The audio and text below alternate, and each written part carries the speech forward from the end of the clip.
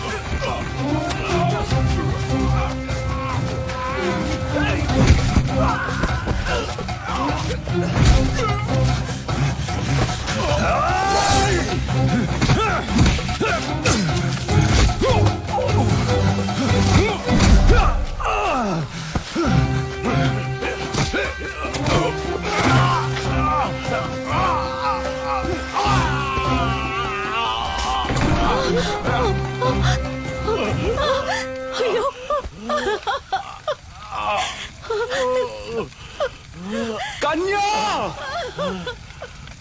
వెళ్ళిపో.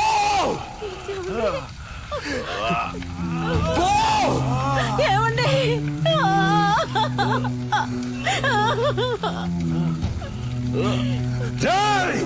దాన్ని చంపేయండి రా. వీడి కొడుకుని చంపేయండి.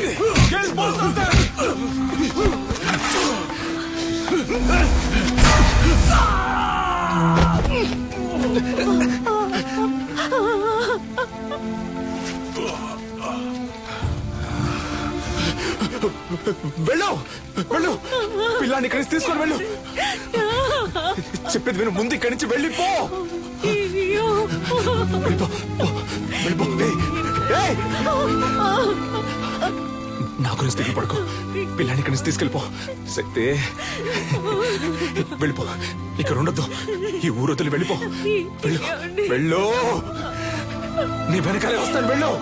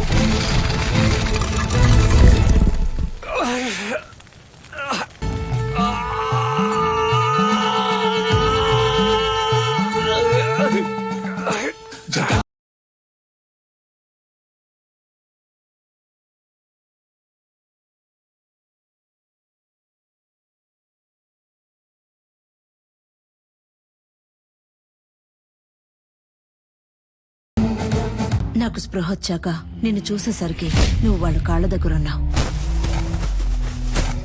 మంచి ఉద్దేశంతో కట్టిన ఆటశాలని, సరైన పరిరక్షణ, ప్రభుత్వ అంగీకారం లేకుండా కట్టబడిందని, విద్యుత్ లోపం వల్ల అగ్ని ప్రమాదం ఏర్పడిందని చెప్పి నీలకంఠం కేసును ఈజీగా మోయించేశాడు. నిన్ను కాపాడడానికే ఎడ్వర్డ్ ని చంపానన్న నా వాంగ్మూలం కోర్టు అంగీకరించలేదు. ఎందుకంటే పోలీసుల అడవిలో ఎంత వెతికినా నువ్వు దొరకలేదు. ఫారినర్ ను చంపిన నేరానికి నాకు యావజ్జీవ శిక్ష విధించారు. మూలుగుతున్న నీ శబ్దం విని అరటి తోపులో దొరికి నిన్ను నేనే తీసుకొచ్చి పెంచుకున్నాను. 6 నెలల వరకు నువ్వు మాట్లాడలేదు. ఎవరో శక్తిని పిలిస్తే వెనక్కి తిరిగి చూశావు. అప్పుడే నీ పేరు శక్తి అని నాకు తెలిసిందే. జైల్లో ఉన్న ప్రతిరోజు వాడికి సంబంధించిన సమాచారాన్ని సేకరించాను. రిలీజ్ అయిన వెంటనే వాడిని చంపడానికి వచ్చాను. అక్కడే నేను చూశాను. నీలకంఠ ఆధ్వర్యంలో జరగబోయే ఎంఎంఏ పోటీ గురించి తెలుసుకున్నాను. చెదిరిపోయిన మా కళకు ప్రాణం పోయాలనుకున్నాను. నువ్వు ఆ పోటీలో పాల్గొని తీరాలి. అడిమురి అంటే ఏంటో ఈ లోకానికి తెలియజేయాలి. అంతవరకు నేను నీ గురువుగా ఉంటాను. రేయ్ పటాసు, ఇద్దరు ఎక్కడున్నారా? కనపడడం లేదు. అమ్మ చెప్పినట్టు ఆ టోర్నమెంట్ లో పాల్గొని వాడిని గెలవడం కంటే వాడి తల నరికి అమ్మ కాళ్ళ దగ్గర పడేయడమే కరెక్ట్ అని నాకు అనిపించింది. రేయ్, నీలకంఠం బండి నా దగ్గర ఉంది. డ్రైవర్ పంచర్ దగ్గర ఉన్నాడు. రేయ్ మందేసి తినకపోతే కడుపు దొబ్బెద్ది తినో. వాడిని ఎయిర్పోర్ట్ నుంచి పికప్ చేసుకోవడానికి నేను వెళ్తున్నాను. రే రే రే తొందర పడద్దు. రేయ్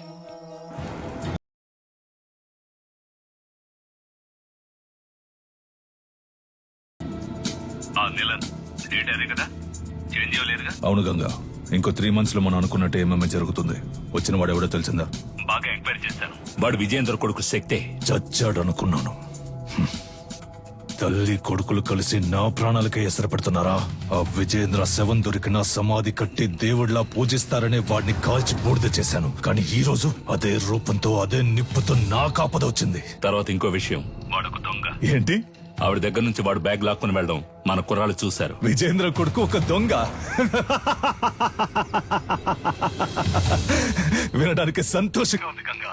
అనవసరంగా తొందరపడి నా బాబుని చంపేశాను. ఇప్పుడు వాడు ఉండుంటే అన్నిటికీ విజేంద్ర విజేంద్ర అంటుంటావే, ఇప్పుడు చూడు అనేవాణ్ణి. ఈ క్షణం చచ్చినా సంతోషంగా చచ్చిపోతాం గంగా.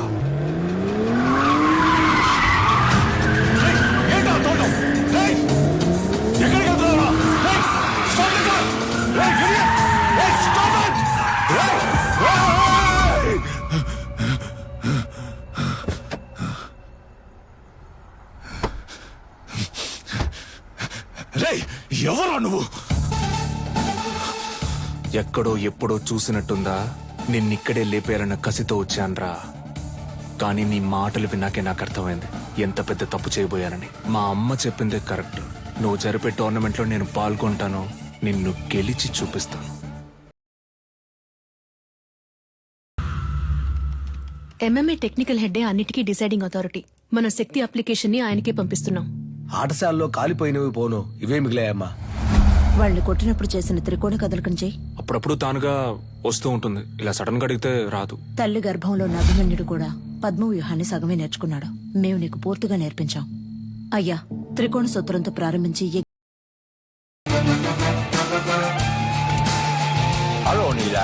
మన F2F MMA మ్యాచ్ లో అడిమురై తరపున శక్తి విజయేంద్ర భూపతి అనే పేరును చేర్చుకోండి. ఇది నేను అడిమురైకిచ్చే గౌరవం. Okay master. వాడు పోటీ చేసే ఛాన్స్ లేదనుకున్నాను. వాడికి ఎవరు హెల్ప్ చేస్తున్నారు? రాణి బయట చంపితే హత్య, కేజీలో చంపితే స్పోర్ట్. మెటాలియన్ ని రప్పించాలి.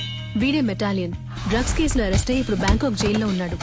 వీడినే నిలన్ బెయిల్లో రప్పిస్తున్నాడు. ఇప్పటి వరకు వాడి కేజీలో 6గురిని చంపాడు. పటాస్ని కూడా అలాగే చంపడానికి నిలన్ ప్లాన్ చేస్తున్నాడు.